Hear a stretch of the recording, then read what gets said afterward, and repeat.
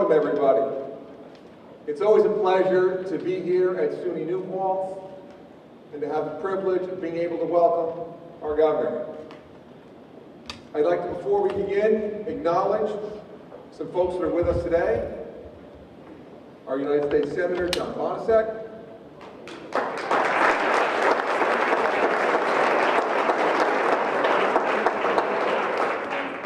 County Legislator Dave Donaldson.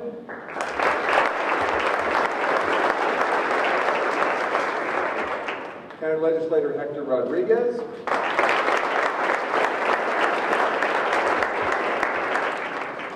Our New Paltz Town Supervisor Susan Zimmett. Rosendale Town Supervisor Jeannie Walsh.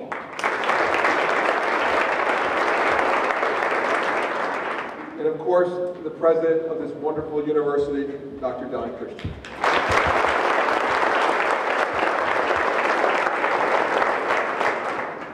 Now, we are lucky here in Ulster County to live in an amazing place.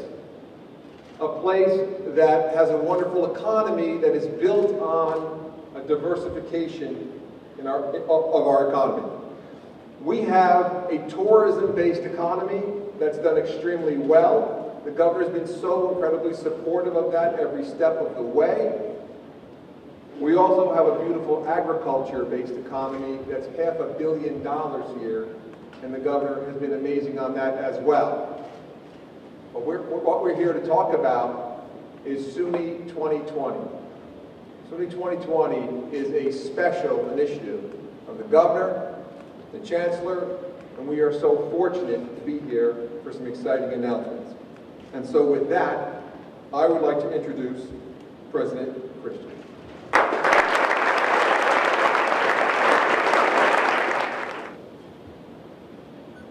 Thank you, County Executive Hine. Good afternoon to all of you. It's my pleasure to welcome all of you here to SUNY New Paltz on a great day like this. We're here today, as you've heard, for an exciting announcement about the SUNY 2020 Challenge Grant Program, which was launched at SUNY by Governor Cuomo along with the state legislature to integrate the academic excellence of our public universities with the state's regional approach to economic development. It's a smart and forward-thinking program because in today's interconnected world, universities are no longer just about higher learning. We also play a central role in our economies and the workforce. The SUNY 2020 program has created a competitive environment where colleges like SUNY New Paltz can propose projects that tie our academic missions to economic development, and the state will step up to provide the funding to make these projects a reality. Here at SUNY New Paltz, our proposal seeks funding to create an engineering innovation hub.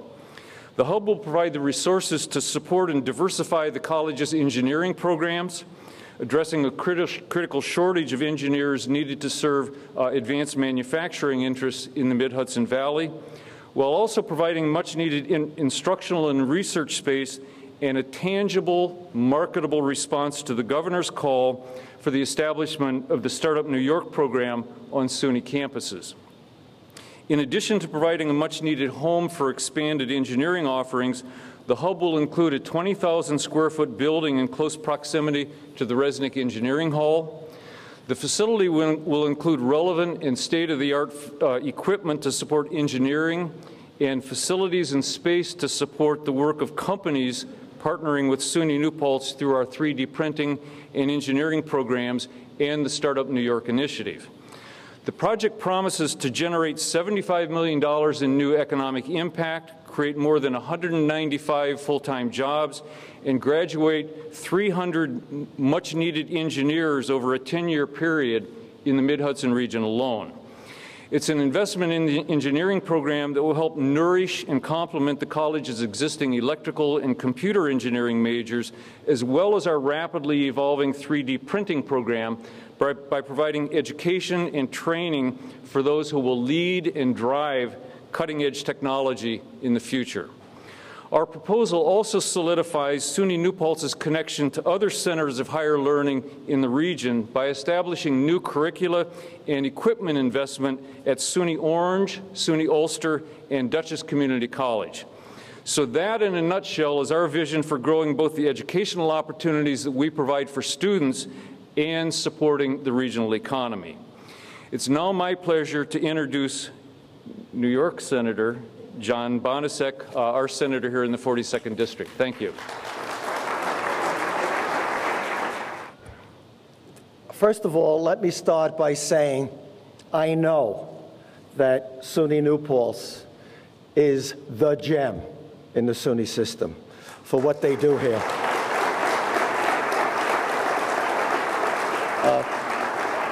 And I know that the enrollment or the people that want to come to this university is very high, and it's tough to get in here because of the tough academic standards. And that's a tribute to this president, to our professors, and everybody that works here. I want to say a couple words about our governor. Being a governor of the state of New York is very tough. A lot of conflicting agendas. But we have a governor that's courageous, that believes in creating jobs and excellence in education. And when he makes a decision, he sticks with it. And he has moved the state forward. He has moved it forward in terms of Albany is a more efficient place. And so I want to thank him for coming here today and investing $10 million in this university, because we know it will provide education opportunities for students for years to come. And the last thing that I'd like to mention is that when you look around the world, other than the United States, many parts of the world are not a safe place. And more corporate America is talking of coming back to the United States and investing and building. And this governor knows that, and he's creating programs where we will have the workforce to receive any of the challenges that corporate America comes back here and reinvests. At this time, I'd like to introduce our great governor, Andrew Cuomo.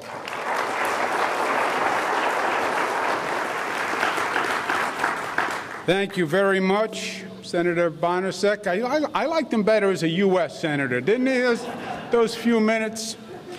It is truly a pleasure to be back in New Paltz. It is a great academic university, as John said, great student population, great teachers, and it's getting better and better. So it's truly a pleasure to be back. To Senator Bonasek, I want to thank him for his collegiality, for his partnership. Albany does work much better than it's worked in a long, long time. We actually passed 4 budgets in a row on time. You could say, well, you're supposed to do that. I know we're supposed to do that. But we hadn't done it in over 40 years. So we don't agree on everything, but we don't allow the disagreements to stop the functioning of government. And to me, that is the art form. You look at Washington, D.C., and you look at the gridlock. Once you get to gridlock, you get to paralysis, everybody loses. Because when the government isn't functioning, you're not moving forward. And how do you handle your differences without allowing them to paralyze the institution?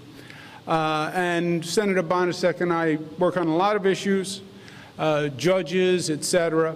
But we've always found a way to work it out and to keep the state moving forward.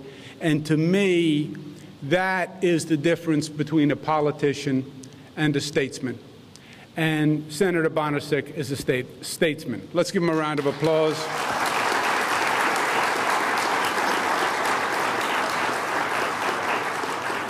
Mike Hine, who's doing a great job and is a young rising star. Let's give him a round of applause.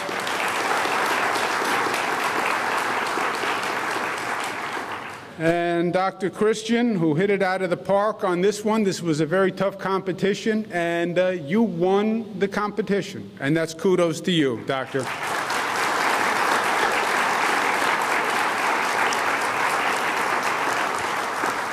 Let me say this. Of all the issues that we've been working on in Albany over the past 4 years, probably what we've spent the most time on is the economy. Why? Because the economy is jobs, and if you're producing jobs, then a lot of the other situations take care of themselves. If you're producing jobs, then there's a tax base, and Mike Hine is a tax base, and he can do what he needs to do. If you're producing jobs, there's opportunity, there's hope, young people are staying, the economy is strong.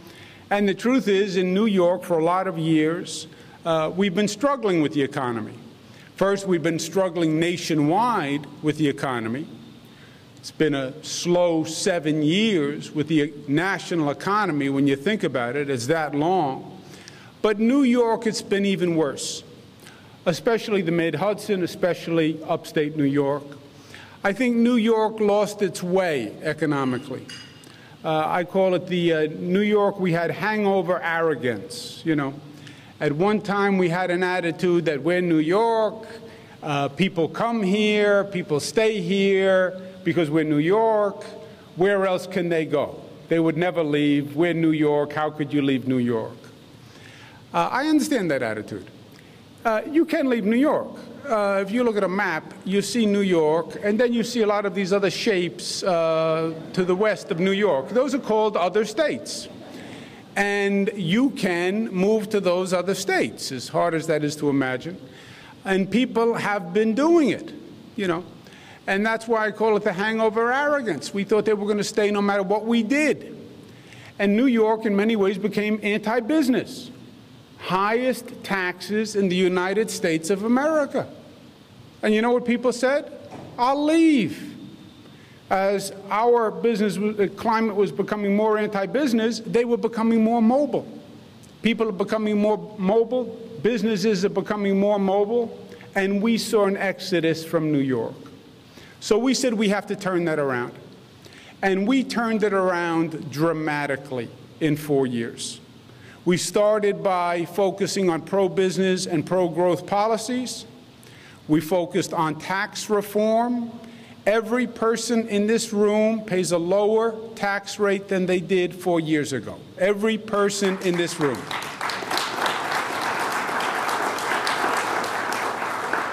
We have the lowest corporate tax rate since 1968, the lowest manufacturing tax rate since 1917, the lowest personal income tax for the middle class since 1953. So we made a powerful statement to business with the taxes. We're not who you thought we were. We're different. We're reducing taxes while other states are raising taxes. And then we got creative with our economic development activities. Mike mentioned tourism. Mid-Hudson, upstate New York, one of the real beautiful assets is the place itself, is the geography, is the history, are the natural assets. And we never marketed it. So we took the I Love New York campaign, which was basically moribund, and we energized the I Love New York campaign, and we invested in it. We spent $40 million in advertising, which is a lot of money, and we increased revenue $4 billion, just showing people what upstate and the Mid-Hudson are all about. So tourism came back. We are investing in craft breweries, agriculture, an entire diversified economy all across the board. And we started something called startup zones, which I believe are going to be the future of the Hudson Valley and upstate New York. Startup zones are very simple. You complain about New York taxes, you say taxes are lower in other parts of the country. A startup zone is a 100% tax-free zone, period.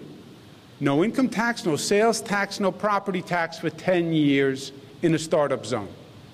Geographic zone, several miles, no taxes for 10 years, any new job created. It takes that whole tax argument and flips it on its head. It takes New York high taxes and takes you to the exact opposite place, where New York is now the least expensive place in the country to cite a business. In the country. People say, well, Florida, Texas, they have no income tax. They have no income tax, but they have other taxes. If you don't have an income tax, you have to have some other tax base. So they'll have a high property tax, a value-added tax, they'll have another tax. Our startup zones are all tax-free 100%. 64 of them in the state, 59 of the 64 in the Hudson Valley and upstate. Why? Because that's where we need the help. And kudos to the New York State Legislature. They're now focusing on the Hudson Valley and upstate New York in a way they never did before. And that's where we need the economic activity, and that's why the startup zones are in the Hudson Valley and upstate New York, and they're working. And the entire approach is working. You can feel it when you're on the street. You can feel it in communities all across the state, and you can see it in the numbers. We created 500,000 new jobs over the past 4 years. We're number 2 in job creation since the recession, number 2 in job creation. Unemployment in this region, 4 years ago, 7.6%. Today, 5.7%. That makes a difference. You bring down that unemployment rate, it means people are working, people are paying taxes, people have hope, people can take care of their families. So the arrows are all pointed in the right direction. This project today, to me, puts it all together. And this is the future. We have a competition we call SUNY 2020. SUNY 2020 says to all the SUNY schools in the state, give us your best ideas for how you can advance your educational agenda and how you can create jobs and stimulate the economy in your region, and we will pick the best plans and we'll invest in the best plans. And the SUNY schools themselves compete. And we have gotten some really great applications. And this is the 3rd year we're doing it, and the applications are getting better every year because the competition is growing every year. And we had dozens of applications to choose from, and only a handful win. This puts all the pieces together. This is advanced manufacturing high-tech, which is exactly where the jobs are coming from. You look at the regions of the country that are exploding, they are advanced manufacturing high-tech. Where do the industries come from? Educational facilities. They're always linked to educational facilities. Silicon Valley was Stanford University. Making those great engineers, they were going out, and that was Silicon Valley. Silicon Valley's problem now is they can't find the new talent. They're literally not producing enough engineers to feed the economy. That's also going to be New York's opportunity. So this is advanced manufacturing. This is high-tech, 3D printing, they call it. I don't fully understand exactly what it is, but I know it's the way of the future, and I know it makes a lot of money, and it puts together education of more mechanical engineers, which is the field that we desperately need, and it puts it together with a startup zone, which is a no-tax zone, which says to businesses, come to New Paltz, use this new technology. We're creating the talent from the school. This is the place of the future. And come to New York because you don't pay any taxes in a startup zone. It has the entire comprehensive package all together. And it really is the future. And it's no surprise that it came out of New Paltz because you have been pointing the way to the future for a long, long time. Congratulations to all of you. Dr. Christian, job well done. Everyone who worked on the application, congratulations. $10 million to make this dream a reality. You deserve it.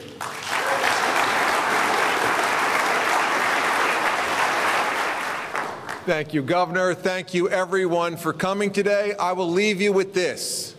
SUNY New Paltz is ranked in the top 3 in the United States of America for return on investment for your tuition. It speaks volumes of New York. It speaks volumes of this university, and it speaks volumes of the people who are here. Thank you so much, and enjoy the rest of your day.